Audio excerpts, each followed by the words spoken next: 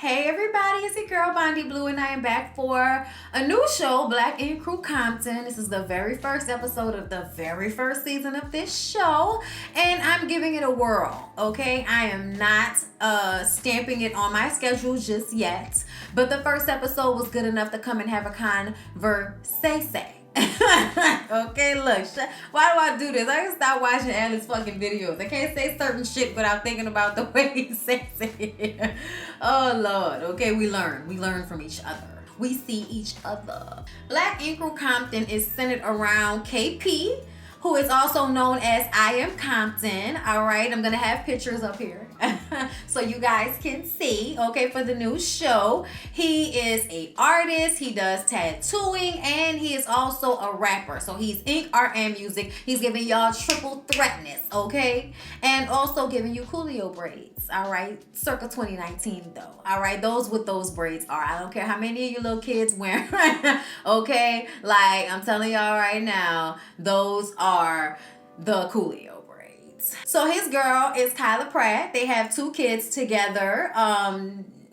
I don't see an engagement ring, no signs to get married, no, just boo-hoo kiss. Okay, no, I'm not hating. I'm not mad about it. I'm just making an observation. You guys are super cute. I don't see why not. Okay, you seem to have the family dynamic down as it is. Okay, but we're going to move on. So he went to college for ball. All right, it ain't all hood. He had to try to make his way out, but he ended up getting caught with some drugs because apparently it is all hood, and got kicked out of the school and had to come back home, and he started tattooing. And for a lot of the hood kids that start tattooing, we know the story is that this shit be saving their lives because it gives them a way to express themselves, be who they are, work for themselves, make their own money. They don't have to really, worry about fitting into the confines of what it is expected of them when they work in the corporate world. You know what I'm saying? So KP has tattooed Puff and Nas and Nelly and Taraji and a whole bunch of other celebrities. He is well known, okay? And he's opening the first tattoo shop in Compton. Apparently there are no tattoo shops in Compton. Compton is close to a lot of other areas, so I'm sure, there are some around, but just not in that zip code. So he's opening up the first. But it's a lot of stress opening up this shop because he has to go and talk to both sets of gang members, okay? The Crips and the Bloods, all right? And whoever else he got to go talk to, but he got to go talk to the gang members to make sure that everybody is cool with him having his shop in the location that he ends up picking. And I'm just kind of like, I understand this what y'all got to go through, but I swear to God, like, oh my God, like I got to go through city council. I got to go through getting licenses and passing inspections. Like, you got to go through all of this shit that costs you money. And you got to go talk to some niggas that might rob you and kill you just to make sure that when you do open up your business, they don't come and rob and kill you. Like, that shit is a lot, man. That is a lot to deal with. More power to y'all for wanting to stay and help y'all neighborhood. But I really do have to ask all these gang members, do y'all really not want no businesses in the area? Like, really? You don't want nobody that's going to, have a space for y'all to come and get tatted and shit? Like, y'all, no? I'm going to let y'all go ahead and go. So then we have Lemire, okay? Lemire tattoos celebrities as well, and he's been in his hood shit too. His dad is in jail right now for murdering somebody. He's seen it all, and he sold dope, okay? So he's done it all, and he has used the business acumen that he took from selling drugs to tattooing and to other, sections of his business life. Seems to be a very smart and, sharp, on point young man. I appreciate the visual, all right? Tattooing, saving that life again. So then we have Voodoo Doll. She's an apprentice, and she does erotic art. She's kind of wild. She's the one at the party that, everybody keeps saying, damn, she lit. Like, at some point, it's kind of like, bitch, are your titties out? Like, what are we talking about here? Like, they be doing the most, okay? I kept looking up from my notes like, wait, did she do something? Because, I ain't seen her actually doing nothing. But anyway, she has a very interesting past. She was raised in a cult, okay? And when she got free, she decided to live her life the way she wanted to, which means, taking pictures and being naked and being physically free. Girl, live your life, okay? I'm not mad at you. But she, wasn't around music or books or any type of media whatsoever. Like, no books, though. You know what I'm saying? No books. Like, you're doing too much. Like, you're doing too much. I don't want to be in any type of cult that takes away books. Like, I can deal with a lot of things, but no books. Like, if there's nothing else in the world, give me a fucking book, okay? But if there are no books, I don't need to be here. Okay, I'm just saying, y'all, that's nothing. That's no imagination whatsoever but my own. And child, whew, that goes away after a while. But I mean, a child, if they ain't never put in them, they don't never have it. That shit is messed up. So anyway, then we got ink dripping. Okay, his name is CT. He's been tattooing for 2 years, but he says that he's a natural. And he goes way back with KP. And KP came and offered him this gig. You know, KP has been going around collecting the people that he wants to work at this new shop. And then we have Nessie. We saw her. Nessie is friends with Lemire. And Lemire is going to try to bring her in. We're going to get to that in a moment.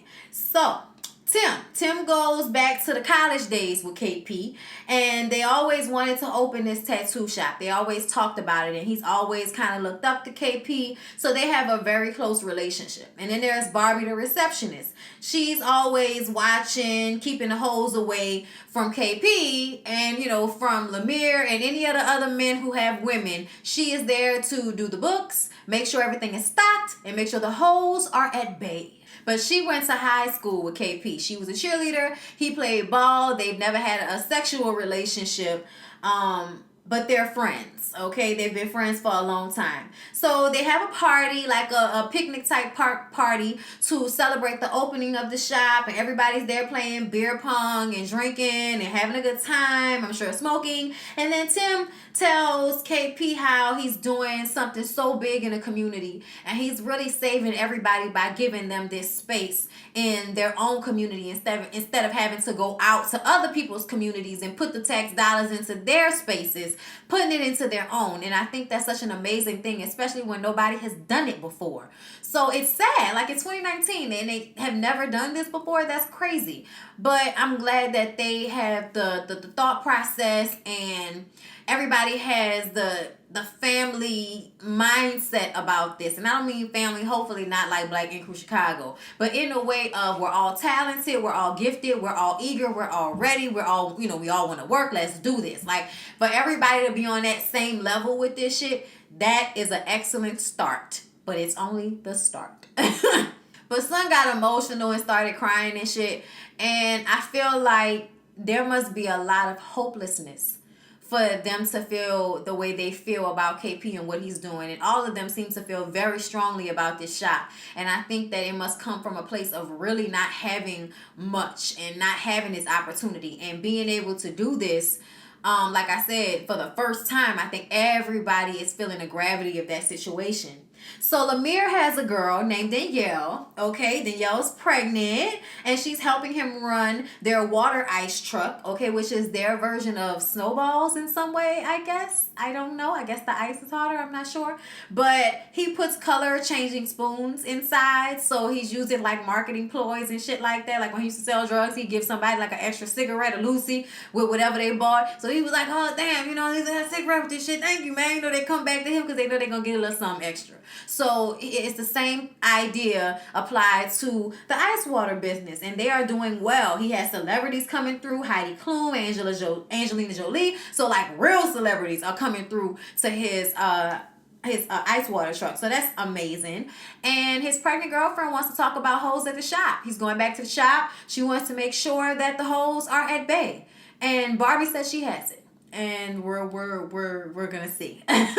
We're going to see. She also said that Lemire and KP are like ladies' men. And I'm like, oh, really? So are we going to have to worry about rumors of KP messing around on Kyla? I hope not. I don't want to see that. I don't think Kyla would have came on here. Okay, if they was going to do this. So KP and Kyla have 2 kids together, and she also helps raise his, I think, older son that he had previously. And they've been together for a long time. They have the family over to have a seafood feast. They got crawfish and all kinds of stuff. Y'all, I'm about to get some today, but I was like, no, I wanted my crabs. So I'm going to come back on Friday when y'all got the crabs after I get off from work, because I ain't got time. Like, I wanted my crabs, okay? But anyway, He announced to the family he found a spot and he got the keys, and everybody's excited, and Kyla goes off to wash her hands, and it's obvious she's feeling some type of way. So he like, what's going on? And she's like, I'm worried about you. I'm worried about you getting hurt opening up a business in a certain area. You got to worry about people coming at you.